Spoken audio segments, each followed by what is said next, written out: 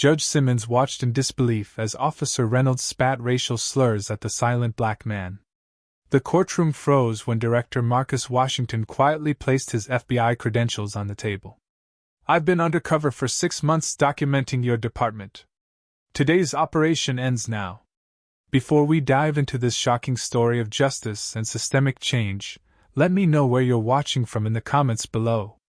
Hit that like button and subscribe if you want more true stories of power being held accountable.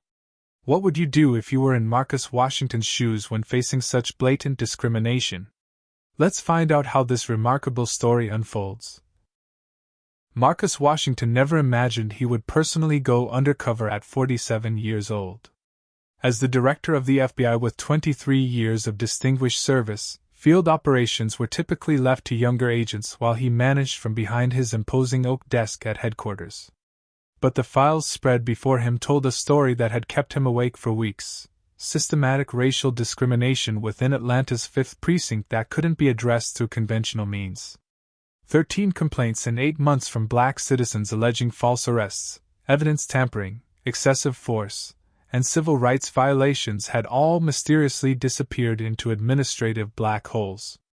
Internal affairs investigations consistently cleared the officers despite compelling evidence, witness testimony, and even the occasional grainy video. Washington's predecessor had attempted standard investigations, sending agents to interview victims, reviewing bodycam footage, and analyzing arrest statistics that showed black citizens were 11 times more likely to be arrested in that precinct than whites for identical offenses. Yet nothing stuck. The blue wall remained impenetrable, with officers providing airtight alibis for each other, and evidence conveniently disappearing. The pattern was too consistent to be coincidence, and Washington recognized the signs of coordinated corruption from his years investigating organized crime.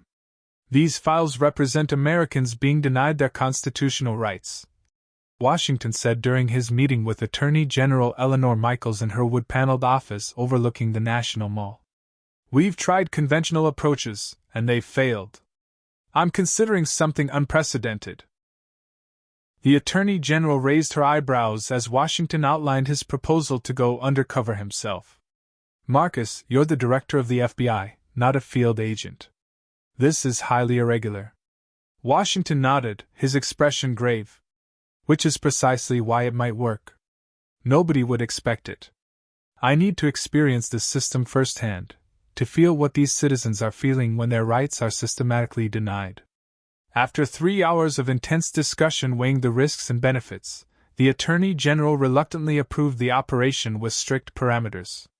The mission would be classified at the highest level with only 3 people knowing Washington's true identity: the Attorney General, Washington's Deputy Director Lisa Chin, and his technical operations specialist Kevin Okafor. Washington's cover identity was meticulously crafted over the next 2 weeks. He would become Calvin Jackson, a 47-year-old financial advisor with a spotless record, recently relocated to Atlanta from Chicago following a divorce. His background had enough verifiable details to withstand cursory investigation, while remaining sufficiently vague about his former employer to prevent easy verification. The team created digital footprints, backdated social media profiles, and established a modest but respectable credit history. They rented an apartment in the 5th Precinct's jurisdiction, an area where middle-class black professionals were reportedly targeted most frequently. The operation's stakes couldn't be higher. If Washington's cover was blown, it would not only damage the Bureau's reputation but potentially end his career and undermine dozens of ongoing civil rights investigations nationwide. Even more concerning was the personal risk. Corrupt officers with everything to lose might resort to extreme measures if they discovered they'd arrested the FBI director. The night before his deployment, Washington sat on the edge of his bed, his go-bag packed beside him. His wife Vanessa, a pediatric surgeon who'd supported his career through countless difficult assignments, took his hands in hers. "I understand why you're doing this," she said, her voice steady despite the worry in her eyes. "But these officers have been getting away with this behavior for years. They're dangerous, Marcus." Washington nodded, squeezing her hands. "That's exactly why it has to be me. I've spent my career telling my agents to be bold in pursuit of justice. I can't ask them to take risks I'm not willing to take myself." He didn't voice his deeper motivation, the memory of being pulled over 3 times in 1 week as a young law student, forced to lie face down on the pavement, while officers searched his car without cause or warrant. The humiliation and helplessness of those moments had partly driven his career choices, and now, despite his position of authority, he recognized that for too many Black Americans, nothing had changed. 2 months. He promised Vanessa. "Then I'm out, regardless of the outcome." The next morning, Director Marcus Washington disappeared, and Calvin Jackson arrived in Atlanta, carrying nothing but a standard suitcase and a mission to experience and document what ordinary citizens couldn't escape. Calvin Jackson's apartment in the Riverside Heights complex was deliberately chosen, nice enough to mark him as financially comfortable, but not luxurious enough to isolate him from the community. Washington spent the first week meticulously building his new identity, making subtle but critical changes to his appearance and mannerisms. He replaced his tailored suits with business casual attire from department stores, traded his distinctive titanium-framed glasses for plastic frames with clear lenses, grew out his normally close-cropped hair, and adopted a slight Chicago accent he'd perfected during his early bureau years. The physical transformation was straightforward. More challenging was suppressing 23 years of law enforcement instincts. He practiced walking without scanning rooms for exits, trained himself to make eye contact with police officers rather than instinctively nodding in professional courtesy, and consciously removed the confident posture that identified him as a man accustomed to authority. Each morning, Washington jogged through the neighborhood, establishing a visible presence while mentally mapping patrol patterns. By afternoon, he worked remotely on his laptop at local cafes, carefully observing the community dynamics and police interactions. Evenings were spent building relationships with neighbors, learning which officers had reputations for fairness and which were feared. Through careful conversation and observation, Washington identified the key players in the department's pattern of discrimination. Sergeant James Reynolds emerged as the ringleader, a 22-year veteran with 3 excessive force complaints that mysteriously disappeared and a nickname among local Black residents. The Collector, for his habit of collecting false arrests to pad his statistics. Officer Michael Peterson, Reynolds' partner of 8 years, was equally concerning, younger and more physically aggressive, with a social media presence that revealed thinly veiled white supremacist sympathies despite privacy settings. Officers Brian Collins and Thomas Grant frequently patrolled together, with Collins appearing to take pleasure in harassment, while Grant often seemed uncomfortable but never intervened. Washington carefully orchestrated encounters with these officers, creating opportunities for them to notice him without initially giving them reason to engage. He drove his bureau-provided Audi, expensive enough to trigger bias but not flashy enough to seem suspicious, exactly 4 miles per hour under the speed limit through their patrol areas during shift changes. He walked through Oakdale Gardens, an upscale neighborhood where several Black residents reported being stopped for suspicious behavior. He dined alone at the Grill, a restaurant frequented by off-duty officers, making himself visible without being confrontational. For the first 2 weeks, the officers largely ignored him, an outcome Washington had anticipated. Predators studied their prey before striking, and Reynolds was known for building cases methodically rather than making impulsive arrests. The waiting was strategic, allowing Washington to gather baseline data and establish his cover more firmly within the community. On day 17, Washington noticed Reynolds watching him with increased interest during his morning jog. By day 19, patrol cars began appearing more frequently on his street. The subtle surveillance confirmed that Washington had registered on their radar, exactly as planned.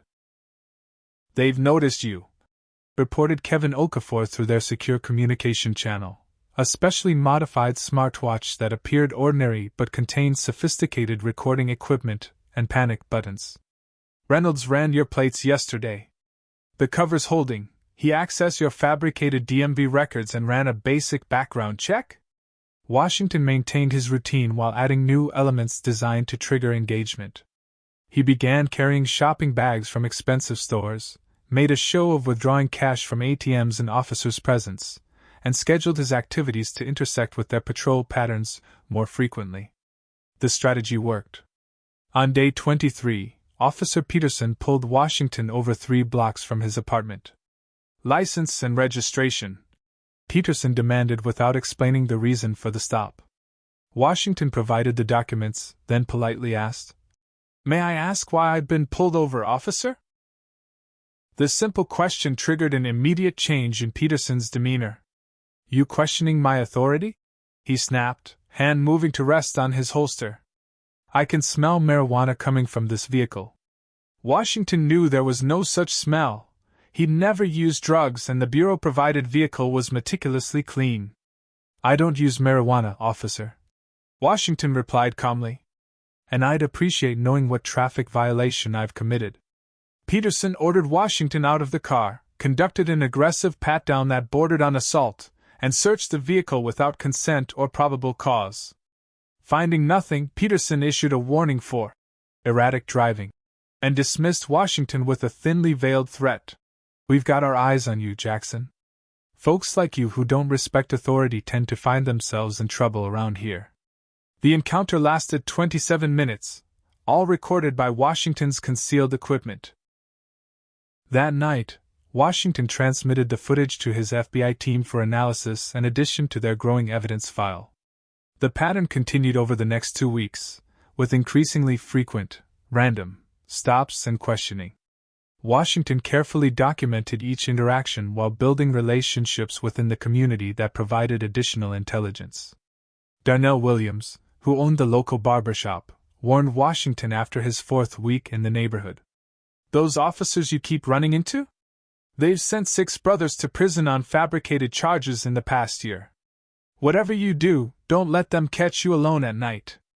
Mrs. Elaine Jenkins, a 74-year-old retired teacher, shared how her grandson had been arrested by Reynolds on his way home from his hospital shift. The charges eventually dropped, but not before he spent 3 terrifying nights in jail and lost his job. Pastor Michael Robinson discreetly showed Washington a database his church maintained of incidents involving the 5th Precinct, dates, times, officer names, and outcomes, information victims were too afraid to share with official investigators but entrusted to their spiritual leader. Each conversation reinforced what Washington already knew: the corruption was systematic, sophisticated, and deeply entrenched. The community had developed survival strategies. Young men traveled in groups, parents taught children elaborate rules for police encounters, community networks provided warnings about officer locations. Washington's careful efforts to position himself as a target were working. Reynolds and his team were watching, waiting for the perfect opportunity to make an example of the successful black professional who didn't seem properly deferential to their authority. Washington knew their patience was running thin, and that his mission had entered its most dangerous phase. The trap was set. Now he needed them to spring it in a way that would provide irrefutable evidence of their discriminatory practices. As he ended his 5th week undercover, Washington received intel from his FBI team that Reynolds had been gathering information on Calvin Jackson, searching for any leverage they could use to justify an arrest.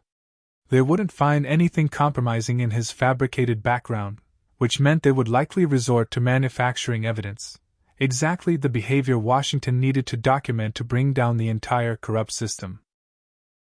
The morning dawned with a crystalline autumn sky over Atlanta as Washington prepared for what he anticipated would be the day of his arrest. Intelligence from his FBI support team indicated that Reynolds and Collins were scheduled for patrol at Riverview Shopping Plaza, an upscale retail district where several black shoppers had reported being followed, harassed, and occasionally arrested on fabricated shoplifting charges. Washington dressed meticulously in pressed khakis and a blue button-down shirt, respectable attire that nonetheless wouldn't appear out of place in police custody photos. The watch containing his recording equipment was securely fastened to his wrist, and additional microphones were concealed in his belt buckle and the frames of his glasses. A locator beacon disguised as a tie clip completed his surveillance equipment. "Transmission check," Washington murmured into his watch as he straightened his collar in the mirror. "Signal strong and clear, Director," came Kevin Okafor's voice through the nearly invisible earpiece. Backup teams are positioned at all planned locations. Medical team on standby. Are you certain you want to proceed? Washington nodded, though only he could see the gesture. Proceed as planned. Radio silence unless emergency protocols are required. Arriving at the shopping plaza shortly after 11, Washington implemented the scenario his team had carefully crafted. He spotted an elderly white woman struggling with several shopping bags near the entrance to an exclusive boutique. Reynolds and Collins were visible approximately 40 yards away, watching the weekend shoppers with predatory attention. Washington approached the woman, making his movements deliberate and visible. "Excuse me, ma'am," he said loudly enough to be overheard. "Would you like some help with those packages?" The woman, 82-year-old Mildred Hoffman, who had no idea she was about to become part of an FBI operation, smiled gratefully. "Oh, that would be so kind. These are heavier than I expected." Washington took the packages, conscious of Reynolds and Collins now watching intently. He engaged Mrs. Hoffman in conversation, learning about her grandchildren and upcoming birthday celebrations as he walked her toward the parking area. The officers began moving in their direction, their postures shifting from casual observation to focused pursuit. "Let me help you to your car," Washington offered, knowing this would appear suspicious to officers already primed to see criminal intent in ordinary interactions between black men and white women. Mrs. Hoffman had just begun directing him toward her vehicle when Reynolds' voice cut through the pleasant conversation. "Police! Step away from the woman now." The command came with unnecessary volume and aggression. Washington slowly turned, keeping his hands visible, the packages still in his grasp. "Officer, I'm just helping this lady with her. Put those packages down and put your hands against the wall," Reynolds demanded, hand already on his weapon. Mrs. Hoffman looked bewildered. "Officer, this kind gentleman was just—" "Ma'am, step back," Collins interrupted. "This man was seen following you from the store. We're concerned he was planning to rob you." The blatant lie hung in the air as Washington carefully set the packages down. "That's not true at all," Mrs. Hoffman protested. "He offered to help me with my heavy bags." Washington allowed himself to be pushed against the wall, maintaining the bewildered indignation of an innocent citizen rather than showing the trained composure of a law enforcement professional. Reynolds conducted an unnecessarily rough pat-down, his fingers digging painfully into Washington's sides and legs. "What are you doing in this neighborhood?" Reynolds demanded, his voice low enough that Mrs. Hoffman couldn't hear. "Shopping," Washington answered simply. "Just like everyone else." "Fancy clothes for someone like you," Reynolds commented, emphasizing the last two words with unmistakable racial connotation. "Where'd you get the money for these?" Before Washington could answer, Reynolds yanked his wallet from his back pocket, rifling through it without permission or warrant. He examined Washington's driver's license and credit cards with exaggerated scrutiny. "Calvin Jackson," he read aloud. "You're not from around here." "I moved from Chicago last month," Washington replied, exactly as his cover story dictated. "I'm a financial advisor." Reynolds snorted disbelievingly. "Sure you are." The next moment confirmed everything Washington's investigation had uncovered about the officer's methods. While Reynolds kept Washington facing the wall, Collins made a show of searching the ground nearby. "What's this?" he announced, holding up a small plastic bag containing white powder that Washington knew with absolute certainty had not been there moments before. The plant was exactly as victims had described in dozens of complaints, clumsy yet effective, as it would be Washington's word against two officers. "That's not mine," Washington stated firmly, playing his role while his concealed cameras captured every movement. "I've never seen that before in my life." "They all say that." Reynolds laughed, sharing a knowing look with Collins. Mrs. Hoffman had not retreated as instructed and witnessed the entire exchange. "Officer, that's ridiculous. I was watching this man the entire time. He didn't drop anything." Reynolds turned to her, his expression hardening. "Ma'am, interfering with police business is obstruction of justice." I suggest you move along unless you want to join him downtown." The threat silenced the elderly woman, though her eyes remained fixed on Washington with apologetic helplessness. As Reynolds roughly handcuffed Washington, other shoppers gathered at a safe distance, several discreetly recording the interaction on their phones, additional evidence Washington hadn't planned for but welcomed. Among the onlookers, Washington noticed other officers watching the scene, some with approval, others with visible discomfort. He mentally catalogued their faces for potential witnesses later. "Calvin Jackson, you're under arrest for possession of a controlled substance and resisting arrest," Reynolds announced loudly, though Washington had offered no resistance whatsoever. "You have the right to remain silent." The Miranda warning was delivered as Washington was roughly guided toward the patrol car, Reynolds's grip painfully tight around his upper arm. Mrs. Hoffman called out, "This isn't right. I'll be a witness for you, young man." Reynolds turned back with a threatening glare that silenced her once more. In the patrol car, Washington maintained his cover while absorbing the full impact of the experience. Despite his decades in law enforcement, the helplessness of being falsely accused and physically controlled was jarring. His training had prepared him to maintain composure in life-threatening situations, but the psychological impact of having his personhood so casually dismissed struck deeper than he'd anticipated. At the precinct, the discriminatory treatment continued. While a white arrestee was processed efficiently and provided a phone call, Washington was left handcuffed to a bench for 3 hours. Officers passed by, some ignoring him completely while others made comments just loud enough for him to hear. Another one thinking he's too good to follow the rules, and bet he won't be so arrogant after a few nights in county. When finally processed, Washington was handled roughly during fingerprinting, his requests for a phone call repeatedly ignored. The booking officer, accidentally, entered incorrect information that would make it difficult for anyone searching for him to locate him in the system, another tactic victims had reported. In the holding cell, Washington met 4 other black men, 3 of whom had stories disturbingly similar to his own. Kendrick Taylor, a 34-year-old electrician, had been arrested for suspicious behavior while reading in his parked car during his lunch break. No contraband was found, but officers claimed to smell marijuana and arrested him anyway.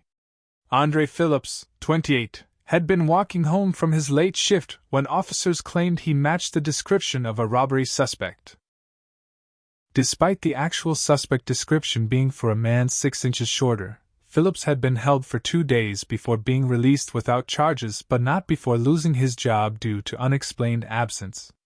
As Washington listened to their stories, he noticed Officer Thomas Grant watching him from across the room, his expression conflicted. Unlike Reynolds and Collins, Grant appeared uncomfortable with the situation, avoiding eye contact when Washington looked in his direction. Washington mentally flagged him as a potential weak link in the corruption chain, someone who participated but might be persuaded to testify with the right approach. The FBI team monitoring remotely grew increasingly concerned as hours passed without Washington being properly processed. Their emergency extraction plan remained on standby, but Washington had been explicit in his instructions: no intervention unless his life was in immediate danger. The system needed to be experienced and documented in its entirety. After 6 hours in holding, Washington was formally charged with possession of cocaine and resisting arrest, charges that could carry up to 15 years given Georgia's sentencing guidelines. The fabricated police report described Washington as belligerent, threatening, and attempting to dispose of evidence, none of which had occurred. The official weight of the planted drugs was listed as just over the threshold that elevated the charge from possession to intent to distribute, another common pattern his investigation had identified. As Washington was led to an overnight cell, he caught a glimpse of Reynolds and Collins laughing with the booking sergeant, Reynolds making a mock bow as if celebrating a victory. Washington maintained his outward expression of shocked indignation while inwardly documenting every detail of the corrupt process he was experiencing. What do you think would be going through your mind if you were falsely arrested like Marcus Washington? Would you have the courage to maintain your composure while gathering evidence, or would anger take over? Comment number 1 if you believe the justice system needs major reform. Or number 2 if you think these are just a few bad officers who don't represent the whole system. Don't forget to hit like and subscribe to hear what happens next in this shocking true story. Will Washington's cover be blown before he gathers enough evidence? What will happen to the corrupt officers who think they've just made another easy arrest? Let's continue this incredible journey as we see how deep the corruption really goes. The concrete bench in holding cell number 4 became Washington's home for the next 48 hours. Unlike the trained agents who typically conducted undercover operations, Washington had not experienced physical detention since academy training 25 years earlier. The discomfort was not merely physical, though the cold concrete, inedible food, and sleep deprivation were certainly challenging. The psychological impact of powerlessness struck deeper than he had anticipated. Every request was ignored or denied with contemptuous dismissal. Every assertion of rights was met with mockery. The fundamental dignity afforded to white detainees was conspicuously absent, confirming through direct experience what statistical analysis had already proven. Washington observed the differential treatment with the disciplined eye of an investigator while experiencing it with the raw vulnerability of a targeted citizen. Black detainees waited 3 times longer for processing, received no explanations for delays, and faced immediate escalation if they questioned procedures. Washington documented mental timestamps of every interaction, knowing his concealed recording devices were capturing audio that would later be synchronized with surveillance footage from the precinct, footage his team would subpoena once the operation concluded.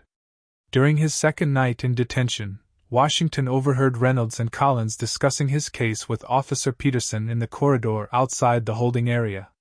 "Jackson's charges will stick," Reynolds assured Peterson. "I made sure the evidence log shows 8.2 grams, just enough to push it to intent to distribute.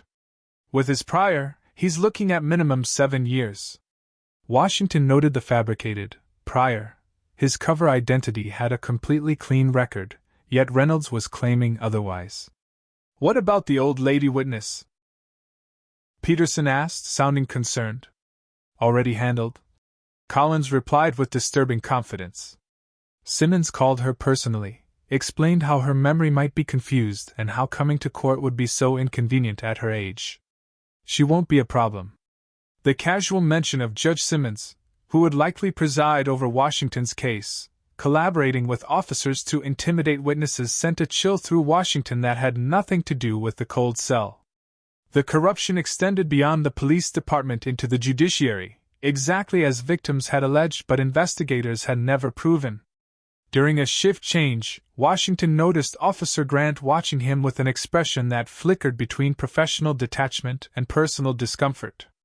When Grant was assigned to escort Washington to the restroom, Washington seized the opportunity for contact.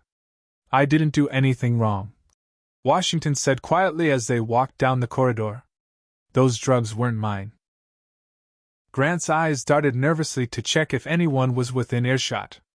"Everyone says that," he replied automatically, but without conviction. "The lady who witnessed everything knows it too," Washington pressed. "She saw your colleagues plant that evidence." Grant's step faltered almost imperceptibly. "Keep moving," he instructed, but the authority in his voice had diminished. When they reached the restroom, Grant checked that they were alone before speaking in a hushed tone. "Look, I'm just doing my job. I don't control what happens before I get involved." "Is your job to help imprison innocent people?" Washington asked, maintaining eye contact. Grant looked away first. "It's complicated." "Seems simple to me," Washington replied. "Either you stand for justice or you don't." He allowed disappointment to color his tone, not the righteous anger of an FBI director, but the personal betrayal of one black man to another. "You know what's happening in this precinct isn't right." Grant's professional mask slipped further. "You don't understand. People who speak up don't last long here." The conversation ended as another officer approached, but Washington had identified what he needed: moral conflict that could potentially be leveraged. Washington's preliminary hearing was scheduled for his 3rd day in custody. He was provided 5 minutes with an overworked public defender who barely looked at his file before recommending he accept a plea deal. With your record, fighting this will only make the sentence worse. The attorney advised, flipping through papers that Washington knew contained falsified information. They're offering 3 years if you plead guilty now. Go to trial, you're looking at 7 to 10. I want to represent myself, Washington stated firmly. The public defender looked up in surprise. That would be extremely unwise, Mr. Jackson. Nevertheless, it's my constitutional right, Washington insisted. I'll inform the court of my decision. The public defender shrugged. Your funeral. The dismissive response underscored another broken link in the justice system. Defense attorneys so overwhelmed and under-resourced that they functioned as processing agents rather than advocates. Meanwhile, Washington's FBI team had activated the next phase of the operation. A former agent named David Martinez, now working as a defense attorney, made contact with Washington under the guise of a community legal aid volunteer. The Urban Justice Initiative sent me, Martinez explained during their brief consultation. We monitor cases that show patterns of potential civil rights violations. The coded language confirmed that the external investigation was progressing as planned. Martinez passed Washington a business card with a handwritten note on the back, a simple series of numbers that Washington recognized as confirmation that all his recording devices were functioning properly and evidence was being successfully collected. Throughout the facility, Reynolds and his colleagues continued their pattern of misconduct, unaware that their every word and action was being meticulously documented. Jackson's just another one thinking his education makes him special, Reynolds boasted in the break room, unaware that his words were being captured by Washington's equipment through the ventilation system. By the time I'm done, he'll be lucky to get a job mopping floors when he gets out. The surveillance revealed deeper layers of corruption beyond the racial targeting. Washington documented conversations about protection money from local businesses, evidence disappearing from lockup in exchange for favors, and coordinated testimony to ensure convictions regardless of actual guilt. The scale of misconduct expanded the potential case from civil rights violations to racketeering and corruption charges that could reshape the entire department. On the afternoon of his 4th day in custody, Washington received an unexpected visitor. Vanessa Washington, his wife, arrived in her role as a concerned spouse but actually delivering crucial intelligence and equipment. Their conversation in the visitation room appeared to be the worried exchanges of a wife and husband, but beneath the surface, critical information flowed. The doctors at the hospital are concerned about your condition, Vanessa said, code for the FBI team's growing concerns about his safety. They've recommended more aggressive treatment, meaning the extraction team was prepared to intervene if necessary. Tell them I'm following the treatment plan exactly as prescribed, Washington replied, confirming he wanted the operation to continue. During a seemingly affectionate embrace, the only physical contact allowed, Vanessa passed Washington a microdot containing updated intelligence about the investigation's progress and a replacement battery for one of his recording devices. The exchange was flawless, invisible to the guards monitoring the visitation room. As the case progressed toward arraignment, Washington observed the prosecution's unusual interest in his case.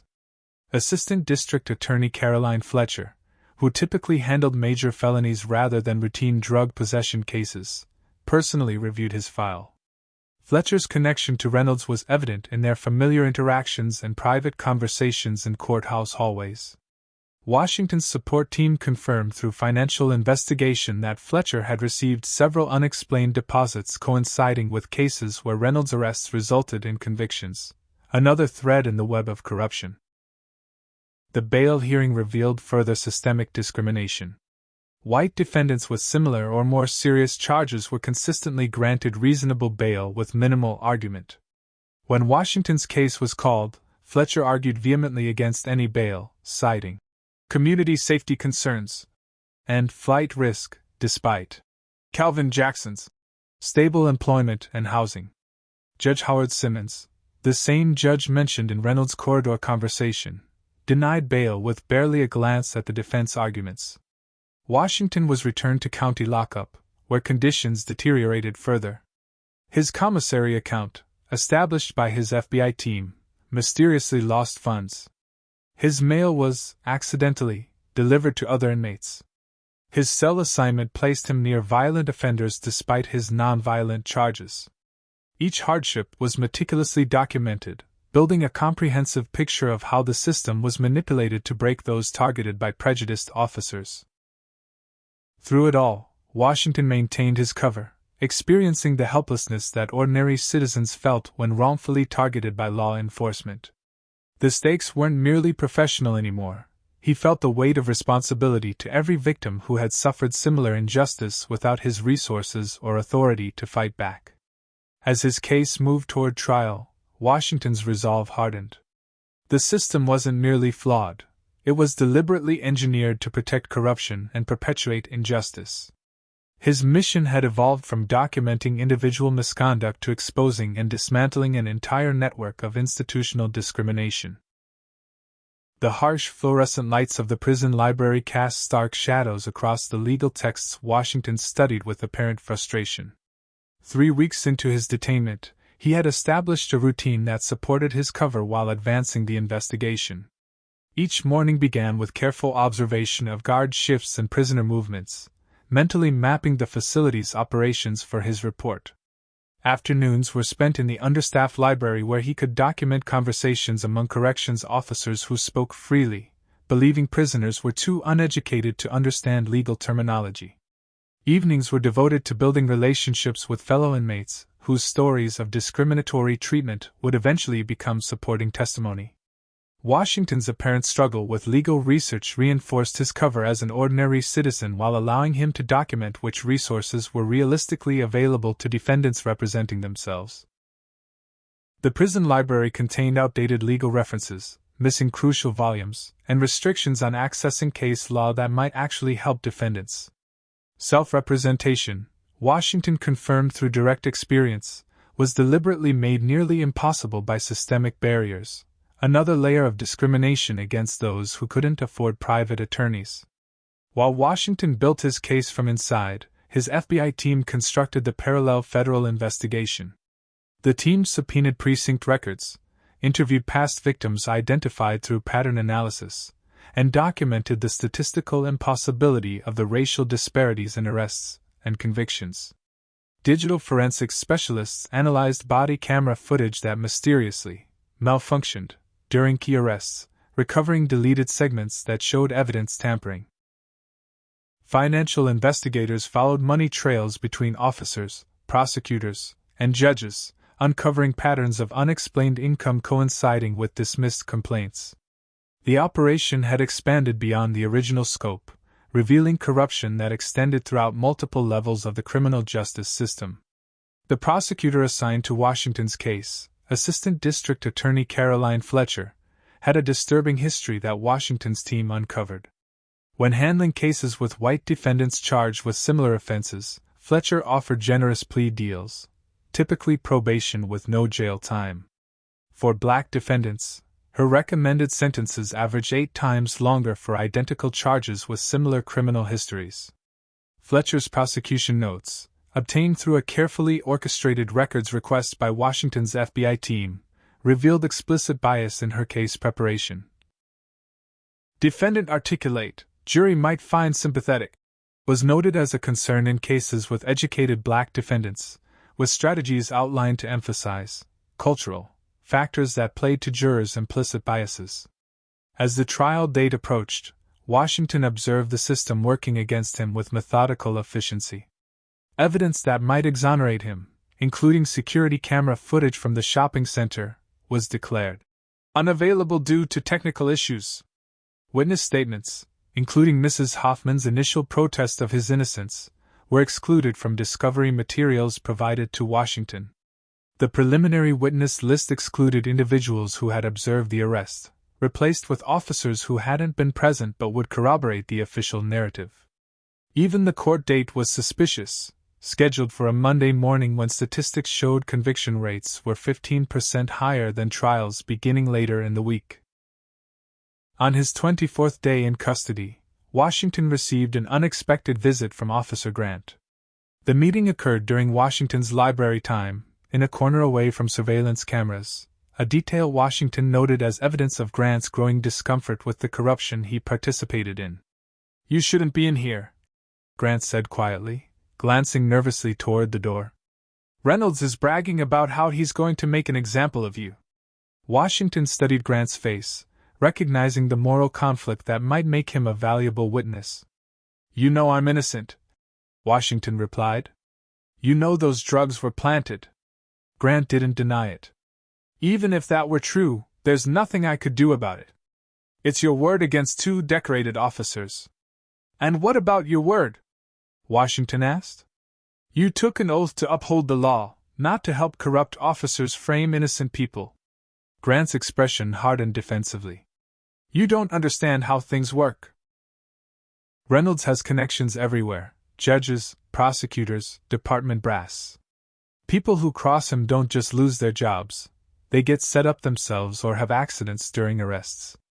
The fear in Grant's voice was genuine, revealing another aspect of the corruption: intimidation of officers who might otherwise report misconduct.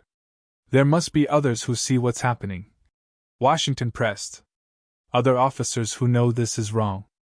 Grant hesitated, then nodded almost imperceptibly. "There are. But nobody talks. Too dangerous." Washington leaned forward. "What if there was a way to safely expose what's happening? What if multiple officers came forward together, with evidence?" "Evidence like what?"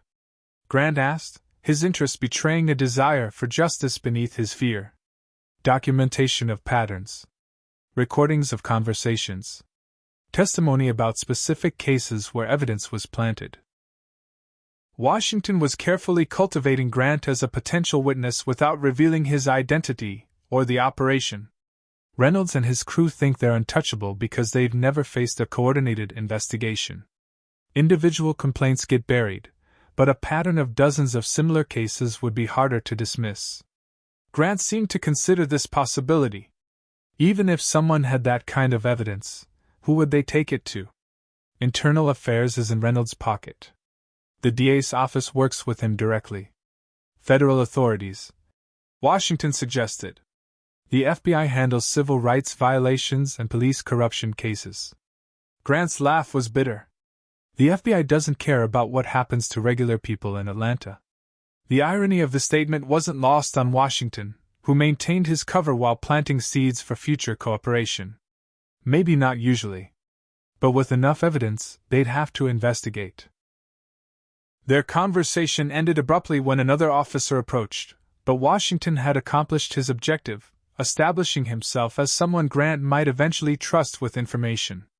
Meanwhile, Reynolds and his colleagues grew increasingly confident as the trial approached. Washington's surveillance equipment captured multiple conversations about how they would testify to ensure his conviction. "Jackson needs to learn his place," Reynolds told Collins during a smoke break outside the courthouse.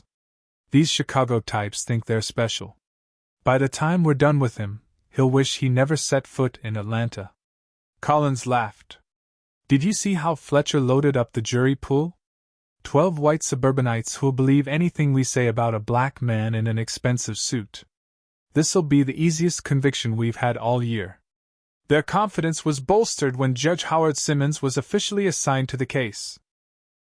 Washington's team discovered that Reynolds and Simmons regularly golfed together at Brookhaven Country Club, their monthly games coinciding with favorable rulings in cases Reynolds brought before the court.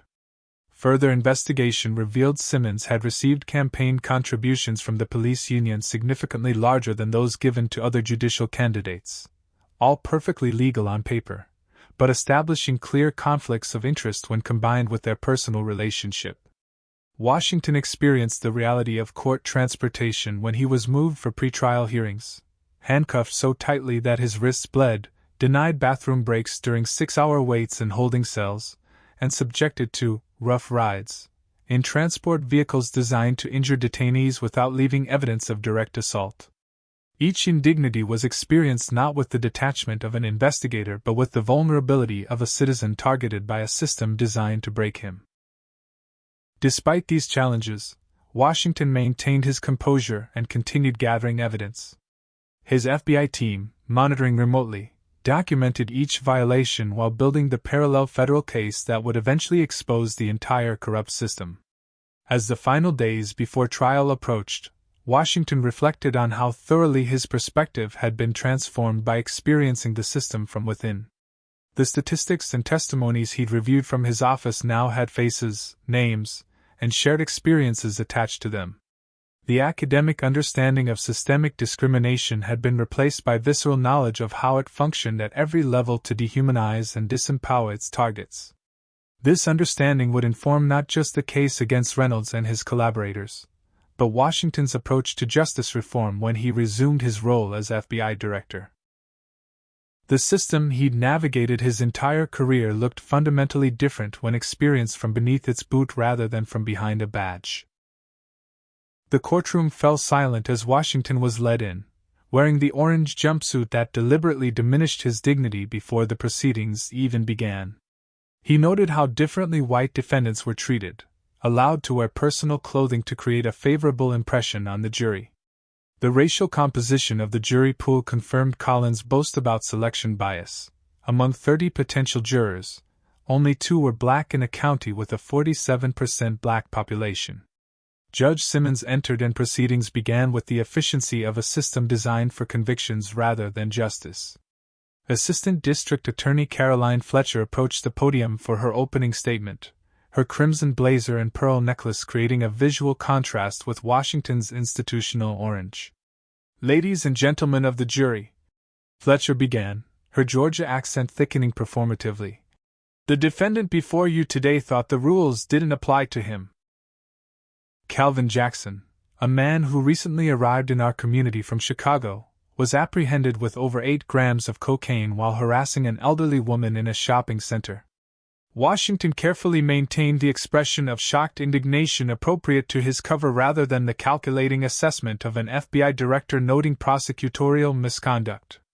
Fletcher's characterization directly contradicted the facts, but without video evidence, which had mysteriously disappeared from discovery materials, it would be his word against the officers.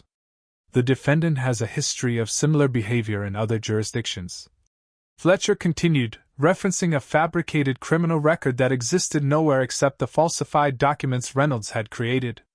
Officers Reynolds and Collins, decorated veterans of the Atlanta Police Department, will testify to the defendant's belligerent behavior during arrest and the clear evidence of narcotics possession. Fletcher painted Washington as an outsider, a criminal element, and a threat to community safety, all without presenting a shred of actual evidence. Her skilled manipulation of the jury's implicit biases was exactly what Washington's investigation had identified as a key component of the discriminatory system. Acting as his own counsel, Washington delivered an opening statement deliberately crafted to appear earnest but legally unsophisticated. "I am innocent of these charges," he stated simply. "I was helping an elderly woman with her packages when officers Reynolds and Collins approached. They searched me without cause and claimed to find drugs that weren't mine and that I never saw until that moment." He noticed several jurors already dismissing his account, their expressions revealing predisposed skepticism toward black defendants claiming innocence. Judge Simmons interrupted Washington repeatedly during his brief opening, ostensibly for procedural corrections, but effectively undermining his credibility before the jury.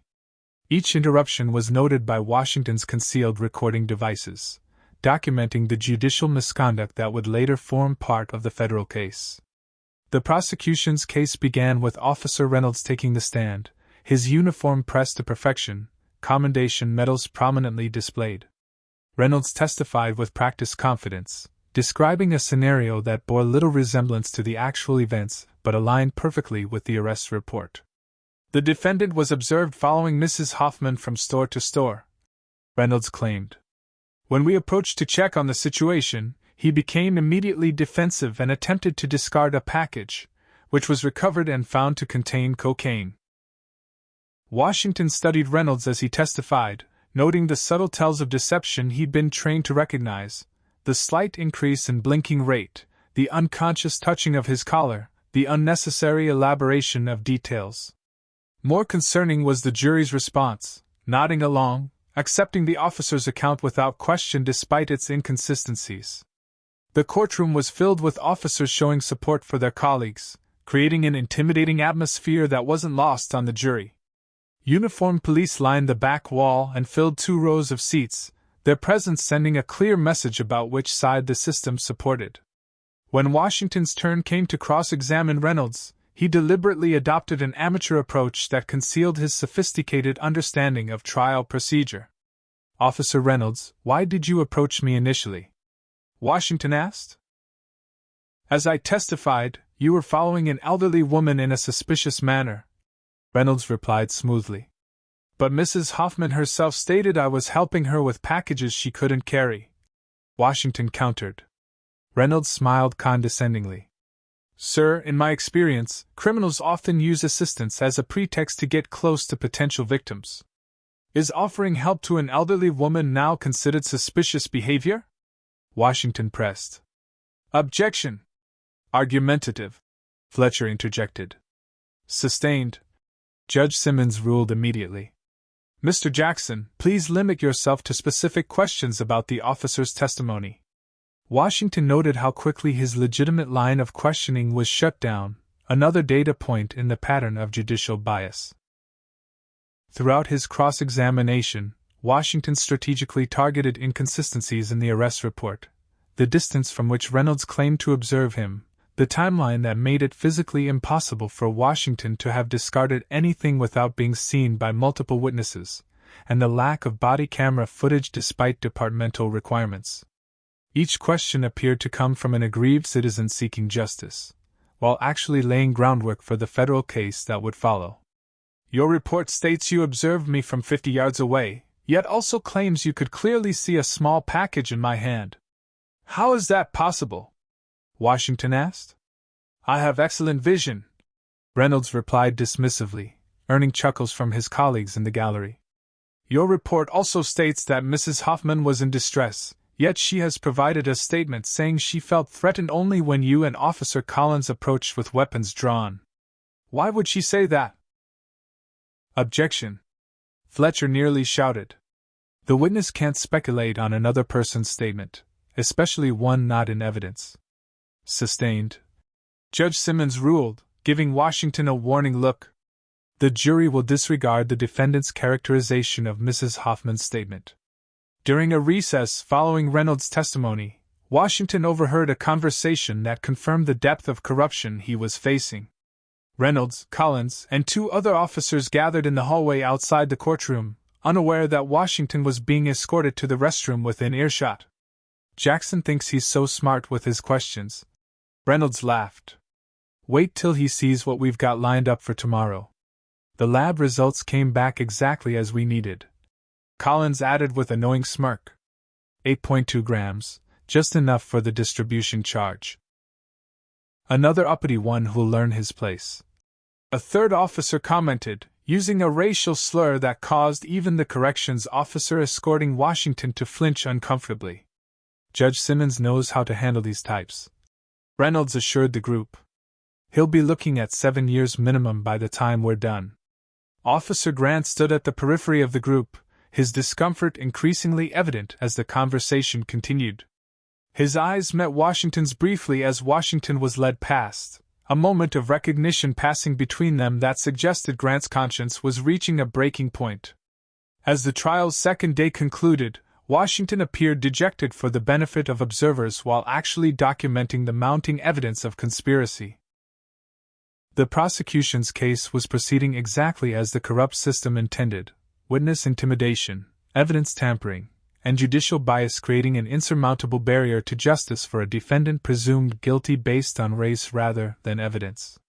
On the third day, Washington called the elderly woman from the shopping district, Mrs. Mildred Hoffman, as a defense witness.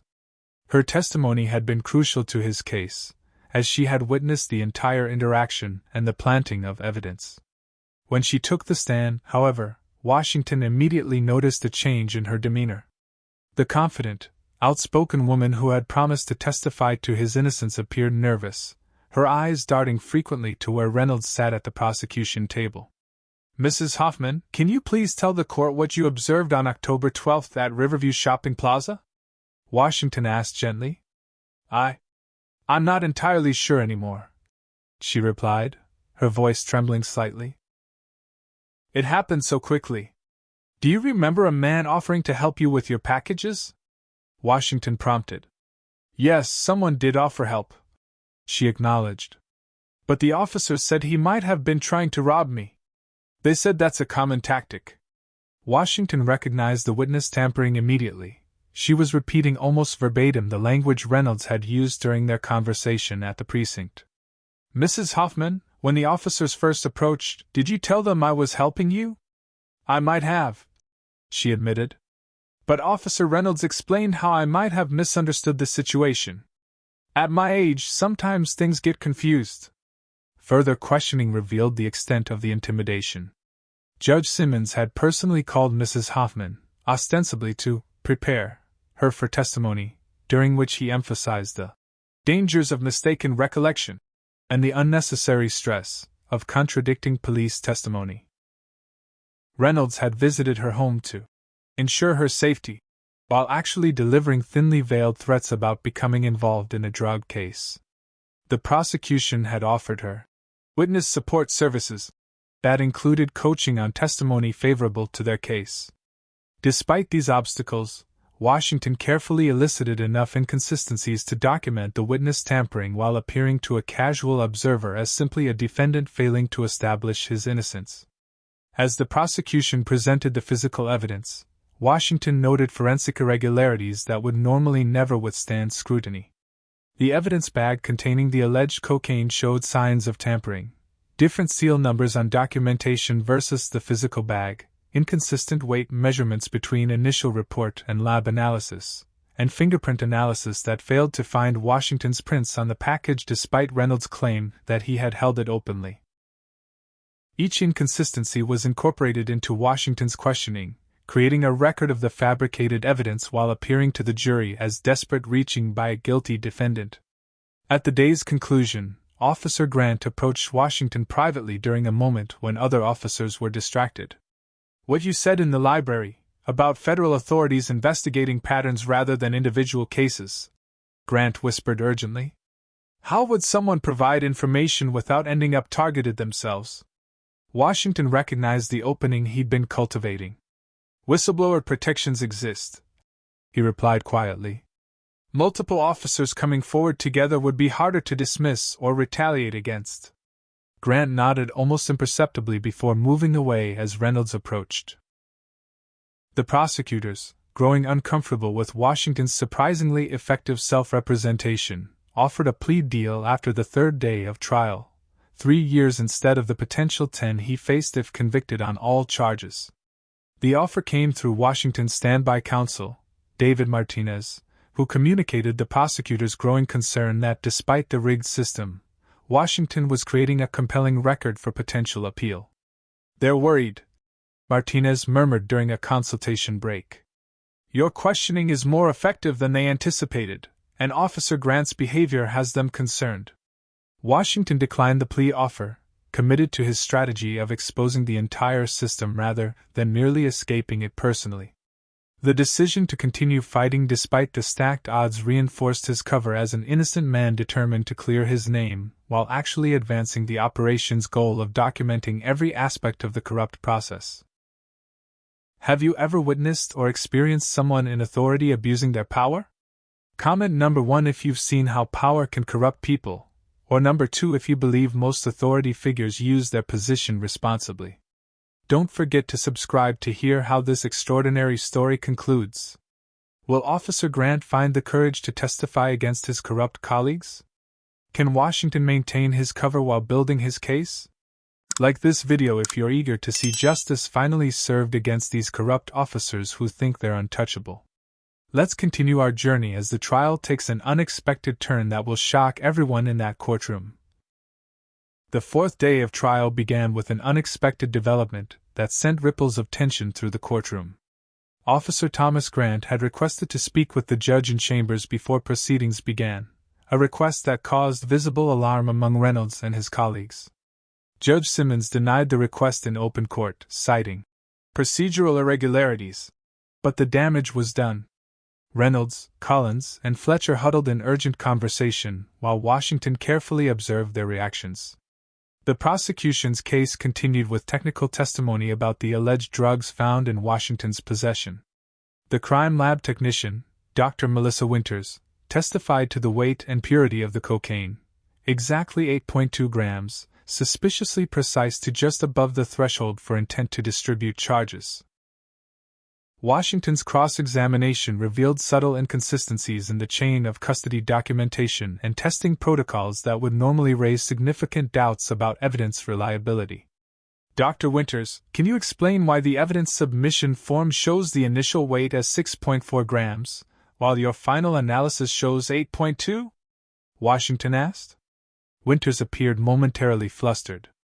Minor discrepancies in weight measurements can occur between field testing and lab analysis. A nearly 2-gram difference represents over 30% variance, Washington pressed. Is that within your lab's margin of error? Objection, Fletcher interrupted.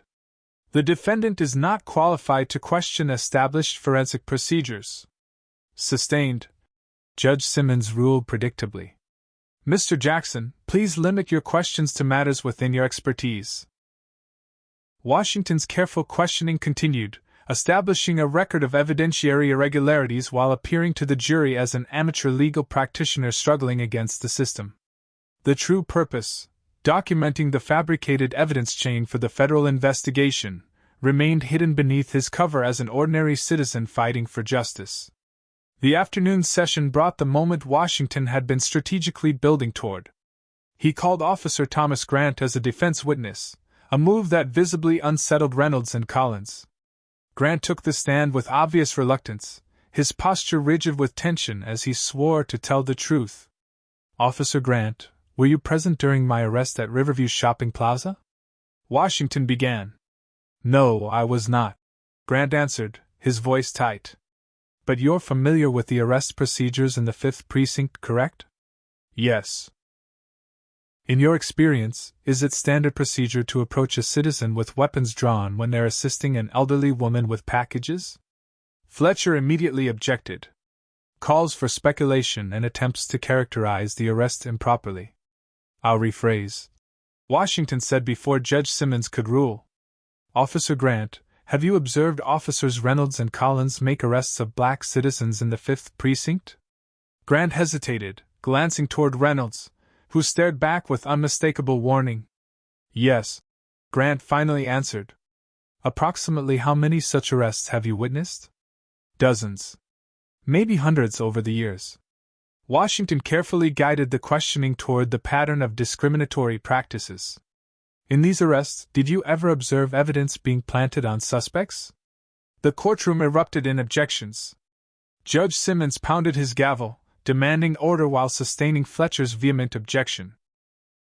But Washington had achieved his objective, placing the question on record and allowing the jury to observe Grant's telling reaction before he could answer. When order was restored, Washington tried another approach. Officer Grant, are you aware of any unofficial arrest quotas or targets within the 5th Precinct? Objection! Fletcher shouted. Irrelevant and prejudicial. Judge Simmons sustained the objection, but Grant spoke before being instructed not to answer. Yes, there are monthly targets for drug arrests, focused specifically on certain neighborhoods. Judge Simmons ordered the jury to disregard the statement, but the damage to the prosecution's case was done. Washington continued his methodical questioning, each seemingly innocent inquiry designed to reveal specific aspects of the precinct's discriminatory practices. Officer Grant, in your 8 years with the department, approximately what percentage of drug arrests in the 5th Precinct involve black citizens? About 85%. Grant answered, gaining confidence as he spoke. And what is the approximate black population percentage in the precinct? Around 40%. The statistical disparity hung in the air, impossible for the jury to ignore despite Judge Simmons' increasingly frustrated sustaining of Fletcher's objections. As Grant's testimony continued, he began volunteering information beyond Washington's questions, as if a dam had broken within him. There's a pattern to how certain officers operate, Grant stated, looking directly at the jury despite Judge Simmons' warning to address only the questioner. They target well-dressed black men especially, anyone who looks successful or educated. Objection. Fletcher nearly shouted. Moved to strike. Sustained. Judge Simmons ruled. The jury will disregard the witness's characterization. But Grant continued, his words tumbling out with the urgency of long-suppressed truth. I've seen evidence planted dozens of times. I've heard officers bragging about fabricating probable cause. There's a whole system for ensuring convictions regardless of actual guilt. Judge Simmons pounded his gavel. Officer Grant, you will restrict your answers to the specific questions asked. The warning came too late. Grant had crossed his personal Rubicon. There are at least 60 cases I know personally where evidence was planted, including this one. Reynolds keeps a special drop piece he calls his career maker for suspects he particularly wants to target. Reynolds lunged to his feet. He's lying. This is slander. Collins joined him in protest while Fletcher demanded a mistrial. The courtroom descended into chaos as spectators and press reacted to the extraordinary testimony. When order was finally restored, Judge Simmons called an immediate recess and ordered the jury sequestered. In the judge's chambers, Fletcher demanded Grant's testimony be stricken entirely and a mistrial declared.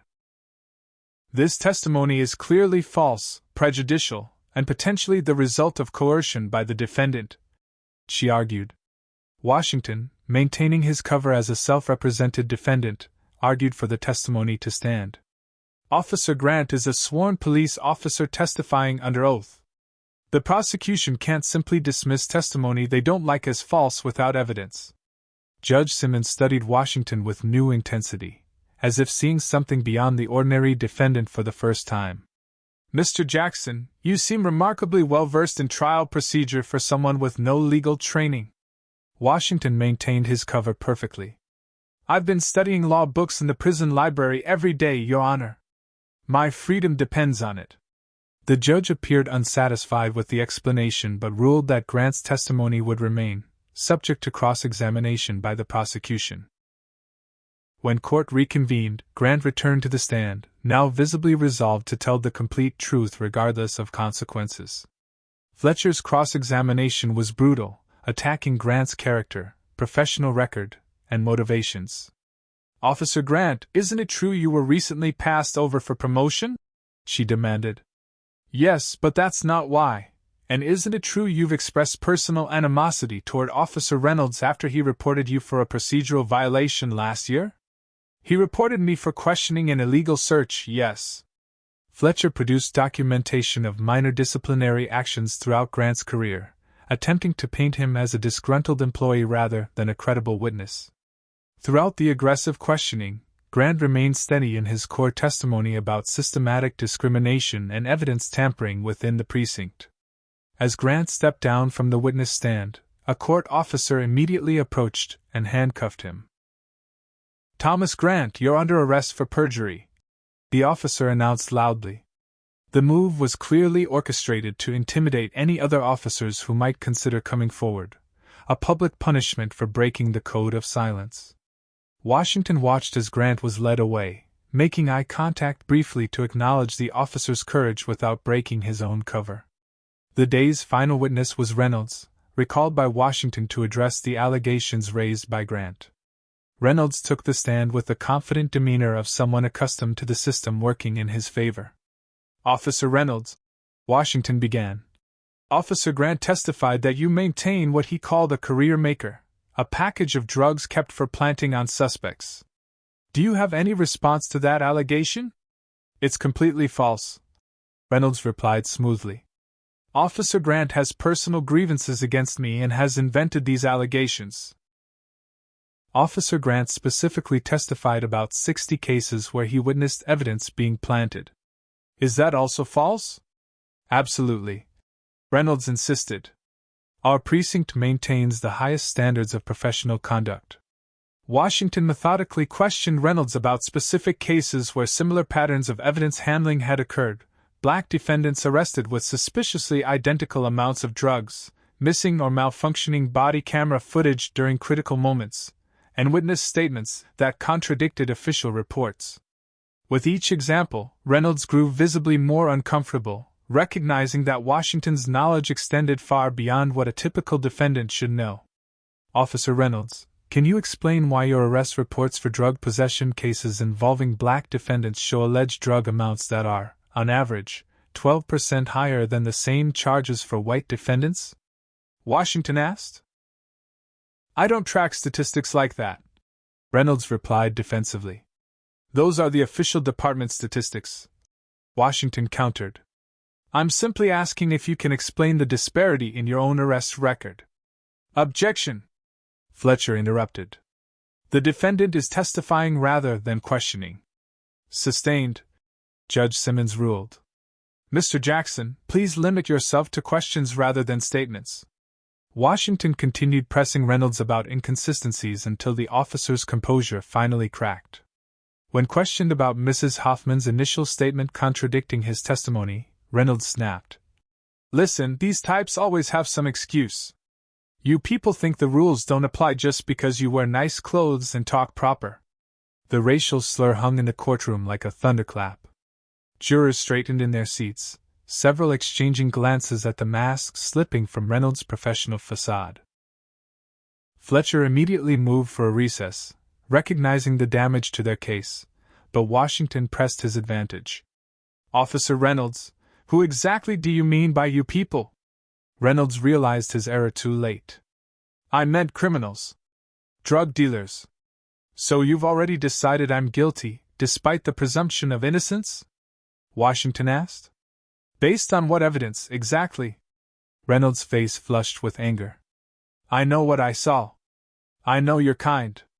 The second racial reference caused even Judge Simmons to shift uncomfortably.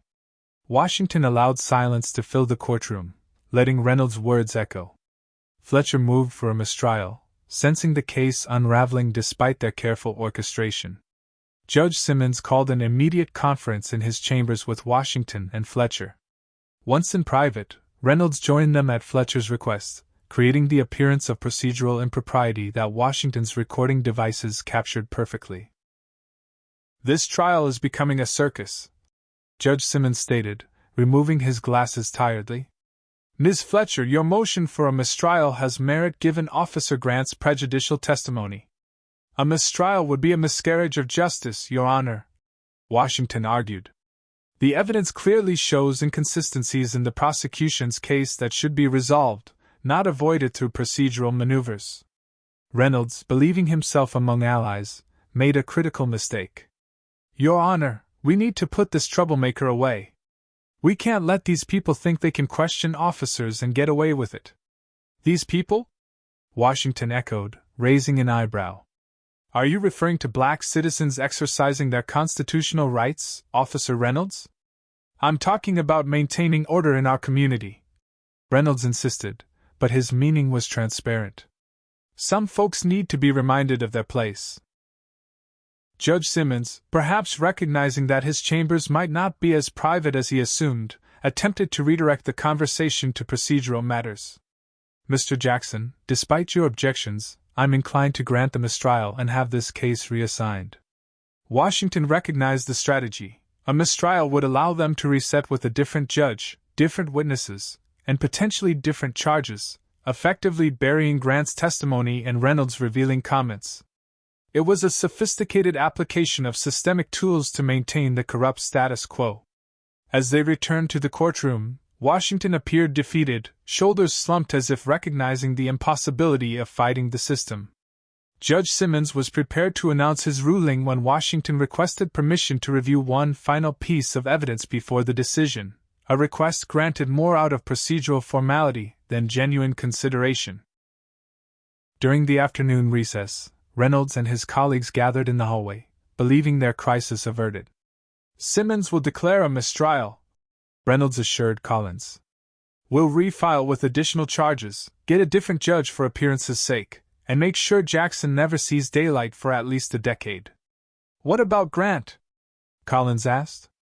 Already handled, Reynolds replied with disturbing confidence. His perjury charge is just the beginning. By the time we're done, No one will believe a word he says. I've got friends at county who'll make sure he understands the cost of breaking the code. Their conversation, clearly assuming Washington's defeat, revealed the extent of their corruption and their confidence in the system's protection. Washington, passing by under guard escort, maintained his cover of dejected resignation while his recording devices captured every incriminating word. The stage was set for the final act of his operation, the moment when the target of their discrimination would reveal himself as the highest-ranking federal law enforcement official in the country, with irrefutable evidence of their systematic civil rights violations. The courtroom on the fifth day of trial buzzed with unusual energy. News of Officer Grant's dramatic testimony and subsequent arrest had leaked to local media, drawing increased press attention. The gallery was filled beyond capacity, requiring additional security at the doors. Reynolds and Collins sat at the prosecution table with Fletcher, their expressions confident despite the previous day's disruptions. They had weathered similar storms before, protected by a system designed to maintain their power regardless of occasional setbacks. Judge Simmons entered and called the court to order, prepared to rule on Fletcher's motion for mistrial. "Before the court rules," Simmons announced, "Mr. Jackson has requested the opportunity to present one final piece of evidence for consideration."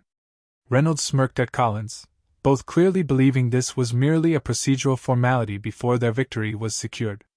Washington rose from the defense table, his demeanor subtly transformed. Gone was the slightly hunched posture of an intimidated defendant. His shoulders straightened, his gaze direct and unflinching as he approached the bench. Those paying closest attention might have noticed the shift in his presence, a natural authority emerging from beneath the carefully maintained facade of vulnerability. "Your Honor," Washington began, his voice steady and clear, "for the past 6 months, I have been conducting an authorized federal investigation into systematic civil rights violations within the 5th Precinct of the Atlanta Police Department." A confused murmur rippled through the courtroom. Fletcher jumped to her feet. "Your Honor, this is absurd. The defendant is clearly attempting some desperate." Washington reached slowly into his jumpsuit pocket and removed his FBI credentials, placing them on the judge's bench. "I am Marcus Washington, Director of the Federal Bureau of Investigation. This entire proceeding has been part of an undercover operation authorized by the Attorney General of the United States." The courtroom erupted in shock. Reynolds lunged to his feet, his face contorting with disbelief and rage. Collins started for the side door, only to find it blocked by individuals who had been posing as ordinary spectators but now produced federal badges. Judge Simmons stared at the credentials, the color draining from his face as he recognized the authentic identification of the FBI director. "This is impossible," Fletcher stammered. "We verified his background. He's Calvin Jackson from Chicago, a cover identity created with the full resources of the federal government." Washington confirmed, his voice carrying the unmistakable authority of his true position. "Every moment since my arrest has been documented with recording devices approved under federal warrant." Washington tapped his watch, activating a previously dormant function. The courtroom's audio system suddenly carried Reynolds' voice. "Jackson needs to learn his place. These Chicago types think they're special. By the time we're done with him, he'll wish he never set foot in Atlanta." The recording continued with Collins' response about the jury selection process and their confidence in conviction regardless of evidence. Reynolds made a desperate lunge toward Washington but was immediately restrained by federal agents who had been positioned throughout the courtroom. "This entire trial has been a demonstration of how the 5th Precinct systematically violates the civil rights of black citizens," Washington announced. "From the fabricated probable cause for my arrest, to the planted evidence, witness intimidation, prosecutorial misconduct, and judicial bias, every element has been meticulously documented." Judge Simmons attempted to regain control, pounding his gavel. "This court is in recess. Everyone clear the courtroom immediately." "With respect, Your Honor, that order is superseded by federal jurisdiction," Washington replied calmly. 2 U.S. Marshals stepped forward, making it clear that the judge's authority had been effectively suspended. Washington turned to address the stunned courtroom directly. For 6 months, I have lived as Calvin Jackson, experiencing firsthand what hundreds of citizens have endured without the protections and resources available to me. I've been falsely arrested, had evidence planted on me, been denied due process, and subjected to systematic discrimination at every stage of the justice system. He activated another recording, this one capturing Reynolds and Judge Simmons discussing Washington's case during a golf game 3 weeks earlier, coordinating how the trial would be handled to ensure conviction regardless of evidence. Reynolds, still restrained by federal agents, shouted, "This is entrapment. Illegal surveillance." Every recording was obtained under federal warrants signed by the FISA court. Washington responded calmly. The investigation was initiated after 87 complaints of civil rights violations showed a statistical pattern that could not be explained by chance. When conventional investigative methods failed due to obstruction and witness intimidation, more direct measures became necessary. Washington formally announced that the Department of Justice was assuming jurisdiction over the 5th Precinct under federal civil rights statutes. Effective immediately, Sergeant James Reynolds, Officers Michael Peterson, Brian Collins, and 7 other officers identified during this investigation are suspended pending federal indictment. Assistant District Attorney Caroline Fletcher is being investigated for prosecutorial misconduct and conspiracy against rights. Judge Howard Simmons is referred to the Judicial Ethics Committee for appropriate action. The methodical dismantling of the corrupt system continued as Washington outlined the extent of the federal case. Our investigation has identified 247 cases of potential wrongful conviction resulting from the practices documented in this operation. Each will be reviewed by a special task force established by the Department of Justice. Citizens wrongfully convicted will receive appropriate remedies, including immediate release for those currently incarcerated. As Washington spoke, additional federal agents entered the courtroom with arrest warrants for Reynolds, Collins, Peterson, and several other officers present. Fletcher was served with a subpoena for all her case files involving the 5th Precinct for the past 5 years. Judge Simmons was informed that impeachment proceedings would begin based on evidence of judicial misconduct, including accepting bribes to influence case outcomes. Officer Thomas Grant, who had been arrested the previous day, was brought back into the courtroom, no longer in handcuffs but accompanied by federal agents who had taken protective custody of him as a key witness. Washington acknowledged Grant's eventual courage. Officer Grant will receive appropriate consideration for his cooperation, despite his initial participation in discriminatory practices. His testimony will be crucial in addressing the culture of silence that has protected this corruption. The courtroom had transformed from a stage for injustice to ground zero of its exposure.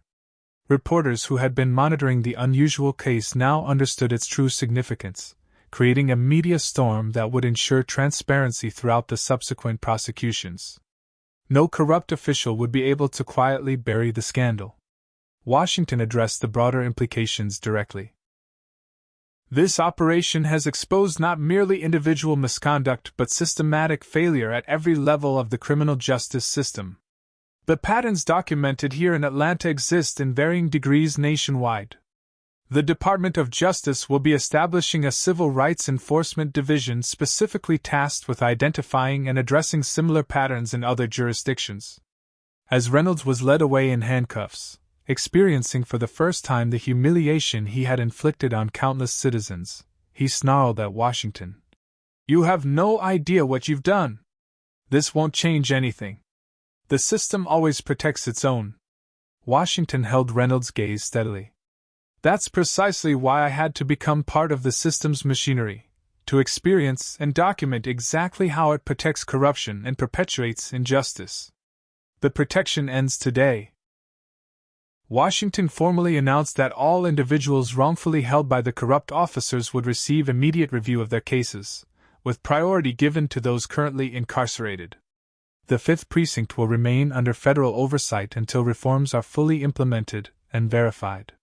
This includes retraining of all personnel, implementation of comprehensive anti-bias protocols, and establishment of independent oversight mechanisms. The courthouse erupted in a chaos of reactions, shock from those complicit in the corrupt system, vindication from those who had suffered under it, and determination from the federal agents now tasked with dismantling the entrenched discrimination. Washington, finally able to reclaim his true identity after months of experiencing systematic dehumanization, stood at the center of the storm he had deliberately created, a necessary disruption to a system that had resisted all conventional attempts at reform. For the first time in the 5th Precinct's history, those who had weaponized the badge against citizens based on race would face justice themselves, with the full weight of federal authority ensuring no escape through the systemic protections they had exploited for decades. 6 months after the dramatic courtroom revelation, Director Marcus Washington adjusted his tie as he prepared to testify before the Senate Judiciary Committee. The cavernous hearing room was filled beyond capacity. Legislators, media, advocacy groups, and citizens who had traveled from across the country to witness what many were calling the most significant civil rights hearing in decades. Washington's undercover operation had expanded far beyond its original scope, uncovering corruption that extended through multiple levels of law enforcement, prosecution, and judicial systems. The evidence gathered had already resulted in 43 indictments, 17 guilty pleas, and sweeping reforms that were reshaping policing nationwide. Director Washington, began Senator Eleanor Mitchell, the committee chairwoman, your unprecedented personal undercover operation has revealed disturbing patterns of systematic discrimination in law enforcement. Could you explain to this committee why you felt such extraordinary measures were necessary? Washington leaned toward the microphone, his expression grave. Senator, for years we received complaints about discriminatory practices in Atlanta's 5th Precinct. Standard investigative approaches consistently failed. Witnesses were intimidated, evidence disappeared, and officers closed ranks to protect their colleagues. After 13 conventional investigations produced no results despite compelling evidence, it became clear that understanding the system required experiencing it firsthand. The hearing room fell silent as Washington described his experience: the deliberate humiliation during arrest, the planted evidence, the denial of basic rights, and the coordinated efforts to ensure conviction regardless of guilt. What I experienced was not the result of a few bad officers, Washington emphasized. It was a sophisticated system of discrimination with interlocking components designed to target certain citizens based on race while appearing procedurally legitimate to outside observers.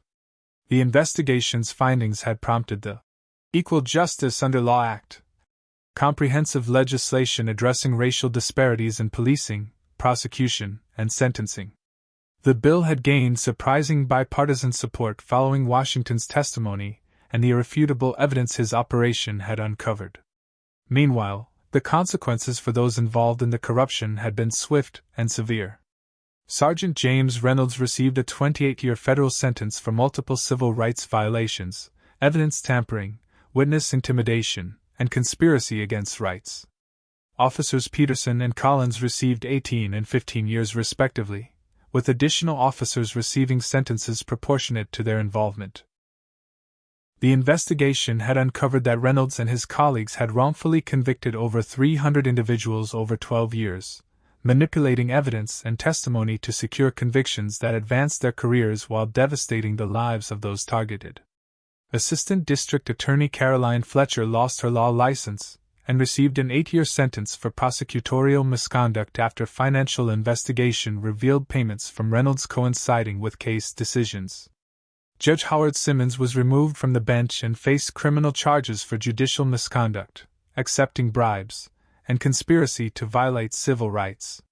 His case revealed connections to police union finances that had influenced his rulings for years, explaining his consistent pattern of harsh sentences for black defendants and leniency for white defendants charged with identical offenses.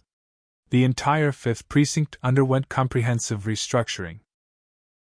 Captain Alicia Morrison, a respected 20-year veteran with a record of integrity and community engagement, was appointed to lead the reformed precinct with a mandate to implement nationwide best practices in unbiased policing.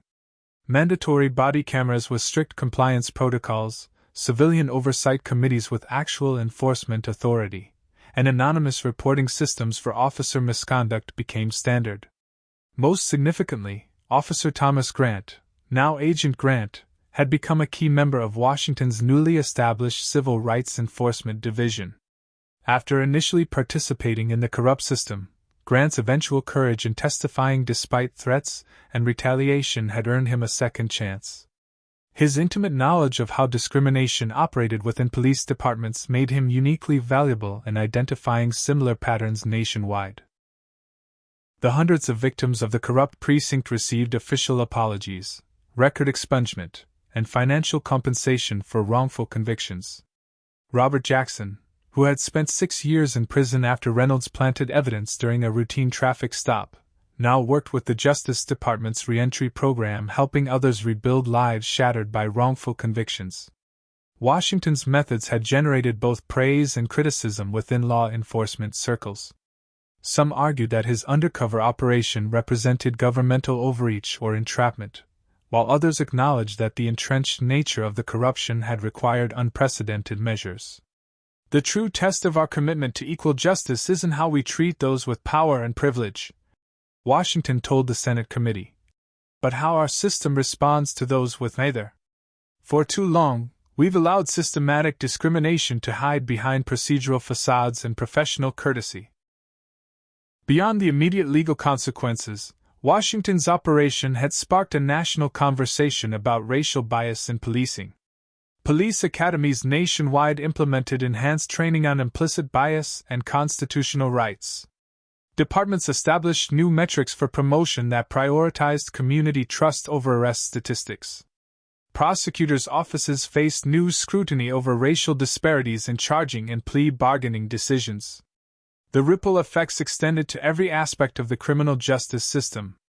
For months after the trial, Washington visited the community where he had lived as Calvin Jackson. What had begun as an undercover assignment had become deeply personal. The neighbors who had warned him about corrupt officers, the community leaders who had shared their documentation of injustice, the ordinary citizens who had lived under systematic oppression for generations. He was welcomed not as the FBI director but as someone who had experienced their reality and used his position to create meaningful change. During this visit, Washington witnessed a scene that crystallized the impact of his work. A young black man was pulled over by a patrol car from the reformed 5th Precinct. Washington observed from across the street, resisting the instinct to intervene with his authority. The interaction proceeded with professional courtesy. The officer explained the reason for the stop, requested documentation without presumption of guilt, and conducted the interaction with basic human respect. No unnecessary searches, no fabricated probable cause, no humiliation tactics. It was a simple traffic stop conducted as it should be, based on behavior rather than race, focused on public safety rather than asserting dominance. The moment represented the beginning of real change. Not merely policy documents or statistics, but a fundamental shift in how authority interacted with citizens regardless of race. At a community town hall meeting that evening, Washington addressed residents with humility rather than authority. "My experience was temporary," he acknowledged. "I knew there was an end date, that my real identity and position would eventually shield me from the worst consequences. That knowledge itself was a privilege most of you never had. What I experienced for months, many of you have endured for lifetimes." Washington understood that the systematic changes, while significant, represented only the beginning of necessary reforms. The deeper work involved changing cultures and mindsets that had normalized discrimination for generations. "The hardest lesson I learned," Washington shared with the community, "was that changing institutions requires more than exposing a few corrupt individuals. It requires reimagining how justice should function for everyone, not just those with money, power, or the right skin color." 1 year after his undercover operation concluded, Washington established the Equal Justice Initiative within the FBI, a specialized division dedicated to investigating patterns of civil rights violations nationwide. The initiative's first class of agents included individuals from communities historically targeted by discriminatory policing, ensuring that diverse perspectives informed its approach to justice. Washington's personal experience had transformed not only the systems he'd investigated but his own understanding of the Bureau's role in ensuring constitutional protections for all citizens. The oath we take is to the Constitution, not to protect other officers or institutions from accountability. Washington frequently reminded his agents, "Our highest loyalty must be to equal justice under law." The reforms sparked by Washington's operation continued to spread, creating a legacy that extended far beyond the original case. Police departments nationwide implemented early warning systems to identify officers showing patterns of discriminatory behavior before they escalated to the level seen in Atlanta. Law schools enhanced ethical training for future prosecutors. Judicial oversight committees developed new methods for detecting bias and sentencing patterns. The systematic discrimination Washington had experienced firsthand was gradually being replaced by systems designed to deliver justice regardless of race, wealth, or status. On the anniversary of his arrest, Washington visited the courthouse where he had revealed his true identity. The building itself remained unchanged, but what happened inside had been transformed. Judge Melissa Carter, who had replaced the disgraced Simmons, had established new protocols ensuring equal application of bail decisions, evidentiary rulings, and sentencing regardless of defendant's race or economic status. The prosecution office, under new leadership, had implemented blind charging procedures that removed racial and demographic information during initial charging decisions, reducing disparities by 47% in the first year. In the corridor where Reynolds and his colleagues had once mocked defendants with impunity, a newly established Civil Rights Compliance Office provided resources for citizens to report misconduct with protection from retaliation. The systemic transformation wasn't perfect. Entrenched biases and resistance to change remained challenges in many jurisdictions. But Washington's willingness to experience injustice firsthand had created an irrefutable record that drove reform with unprecedented momentum. His final report to Congress concluded with a personal reflection that captured the essence of what he had learned. Justice cannot be measured merely by what happens in courtrooms or legal documents. It must be experienced equally by every citizen in every interaction with authority. When we tolerate systematic discrimination against any group, we undermine the constitutional promises that bind us together as a nation. The true measure of our justice system is not how it treats the powerful, but how it protects the vulnerable. By that measure, we still have significant work to do. What's your opinion about this incredible story? Do you believe that sometimes extraordinary measures are necessary to expose deep-rooted corruption? Comment below with your thoughts on how we can build more just systems. If you found this story impactful, please like, subscribe, and share it with others who care about justice and equality. Your engagement helps these important stories reach more people who need to hear them. Thank you for joining me on this powerful journey through Marcus Washington's extraordinary undercover mission. Remember that each of us has the power to stand against injustice in our own communities. Until next time, keep seeking truth and demanding accountability from those in positions of power. This powerful story reveals that systemic racism thrives not through a few bad actors, but through interconnected institutional mechanisms designed to appear legitimate, while targeting citizens based on race. Director Washington's journey demonstrates that true understanding of injustice often requires experiencing it firsthand. Despite his position of power, it took personally enduring false arrest, evidence tampering, and judicial bias to fully comprehend what countless Black Americans face without his resources or authority. The narrative highlights how privilege and position can blind us to realities others face daily. It also underscores the courage required to challenge corrupt systems, seen in both Washington's willingness to become vulnerable and Officer Grant's eventual testimony despite knowing the personal cost. Most importantly, this story teaches us that meaningful change requires more than removing corrupt individuals. It demands reimagining entire systems built on discriminatory foundations. When institutions are designed to protect those who abuse power while oppressing others based on race, transformation must be equally systemic. The lesson is clear: justice isn't measured by courtroom proceedings, but by whether every citizen experiences equal treatment in every interaction with authority. When we tolerate discrimination against any group, we undermine the constitutional promises that bind us as a nation. What moment in this story resonated with you most deeply? Was it Washington's false arrest, the shocking courtroom revelation, or the systemic changes that followed? Comment below with your thoughts on whether extraordinary measures like Washington's undercover operation are necessary to expose deeply entrenched racism in our institutions. If you believe we need more leaders willing to experience injustice firsthand to create meaningful change, please hit that like button. Subscribe to our channel for more powerful stories of justice and accountability, and share this video with someone who needs to understand how systemic discrimination operates beneath the surface of seemingly legitimate procedures. Together, we can build systems that truly deliver equal justice for all citizens regardless of race or background. Thank you for joining us on this journey through Director Washington's remarkable mission. And remember, the true measure of our justice system is not how it treats the powerful, but how it protects the vulnerable.